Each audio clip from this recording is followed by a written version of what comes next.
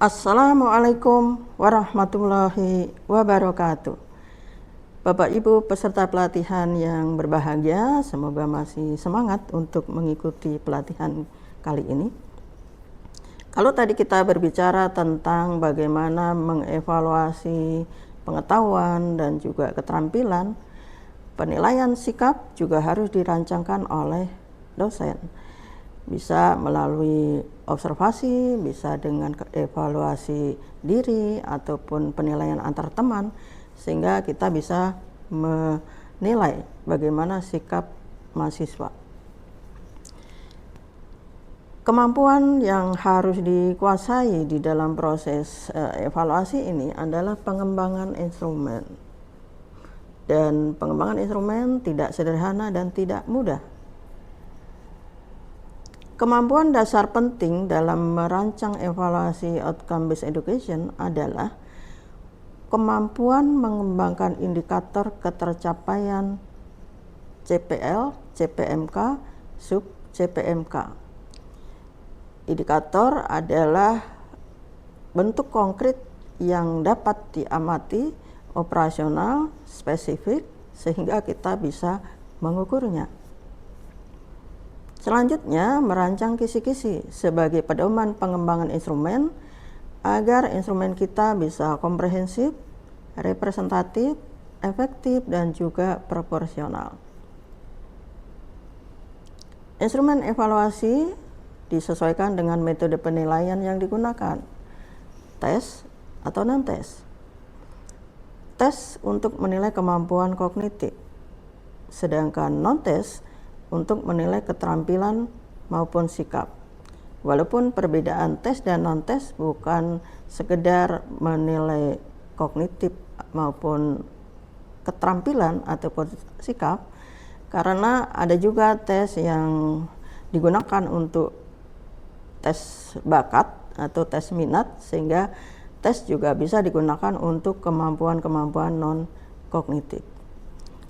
Dalam kesempatan ini kita akan mencoba membahas tentang bagaimana mengembangkan instrumen penilaian. Beragam bentuk soal tes dapat dipilih untuk menilai kemampuan kognitif, sedangkan instrumen non-tes dapat dipilih dan digunakan jika akan mengevaluasi keterampilan dan sikap.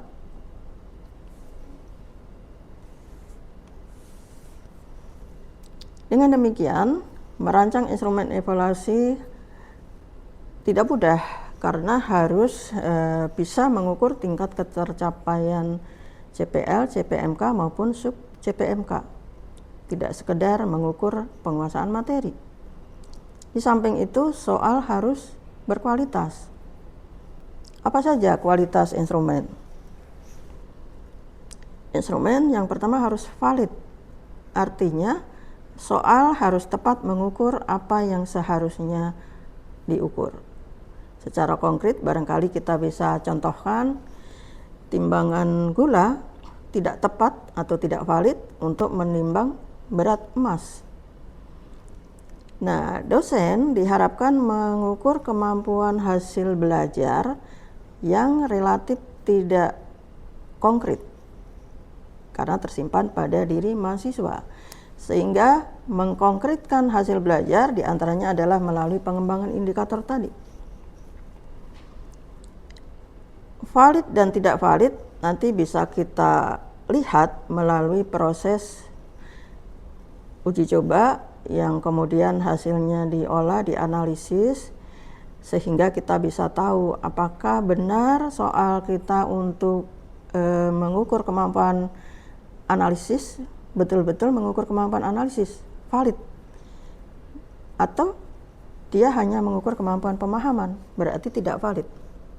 Nah, itu nanti bisa dibuktikan secara analisis statistik. Jadi valid itu tepat mengukur apa yang seharusnya diukur.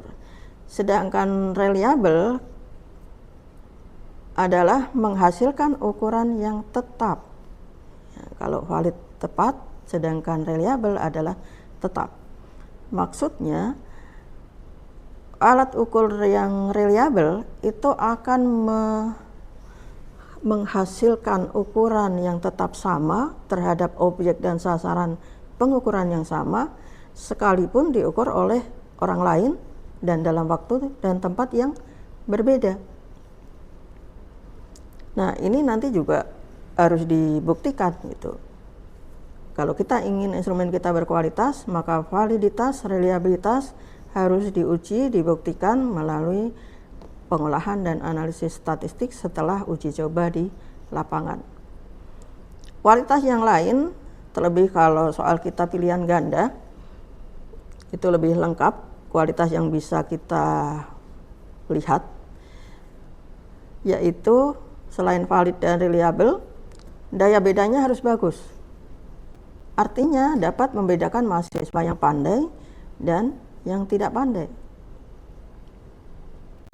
Kalau mahasiswa bisa menjawab satu soal semuanya dengan benar, berarti tidak bisa membedakan mahasiswa yang pandai dan tidak pandai, soalnya kurang bagus. Dari sisi tingkat kesukaran, kalau semua mahasiswa bisa menjawab dengan benar, maka soal itu terlalu mudah, tidak bagus. Nah, soal yang baik tingkat kesukarannya antara 0,3 sampai 0,7 itu nanti kita bisa olah melalui data hasil uji coba. Jadi kalau tingkat kesukarannya 1 berarti soal itu terlalu mudah, kalau tingkat kesukarannya 0 berarti soal itu terlalu sulit dan itu tidak bagus. Selain itu, di dalam soal pilihan ganda, satu soal dengan 5 alternatif jawaban misalnya, satu alternatif adalah kunci, sedangkan yang lain adalah distraktor atau pengecoh. Nah, distraktor ini harus berfungsi dengan baik. Alternatif jawaban sekalipun salah, harus ada yang terkecoh untuk memilihnya. Kalau sampai ada alternatif jawaban yang sama sekali tidak ada yang memilih, karena mungkin terlalu tampak salahnya, berarti distraktor itu tidak berfungsi dan harus direvisi. Sehingga memang mengembangkan soal pilihan ganda cukup sulit karena memang banyak kualitas dari soal itu yang harus kita buktikan.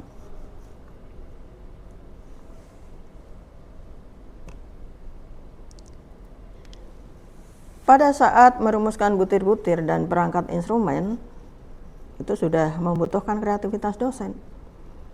Bagaimana rumusan soal yang dipakai untuk mengukur kemampuan analisis. Bentuk seperti apa soal yang bisa mengukur kemampuan evaluasi. Begitu pula susah juga merancang bentuk soal yang bisa mengukur kemampuan kreasi. Nah, untuk bisa kreatif, tentu dosen harus punya bekal yang lengkap dan baik. Baik tentang substansi mata kuliah yang diujikan maupun berbagai hal tentang evaluasi. Tapi dengan perkembangan teknologi saat ini, ada solusi cerdas yang dapat digunakan dosen dalam membantu pengembangan instrumen yang berkualitas, yakni Generative Artificial Intelligence atau Gen AI. Bapak Ibu yang kami hormati, teknologi tidak harus dihindari, tapi harus dikuasai. Dampak negatif perlu diminimalisir. Tapi banyak potensi yang ada yang perlu dimanfaatkan guna membantu kita supaya bisa lebih mudah. Antara lain dalam membantu dosen mengembangkan instrumen evaluasi. Pada video dan media PowerPoint berikutnya akan kita pelajari bagaimana cara mengoptimalkan pemanfaatan T3 khususnya generatif AI.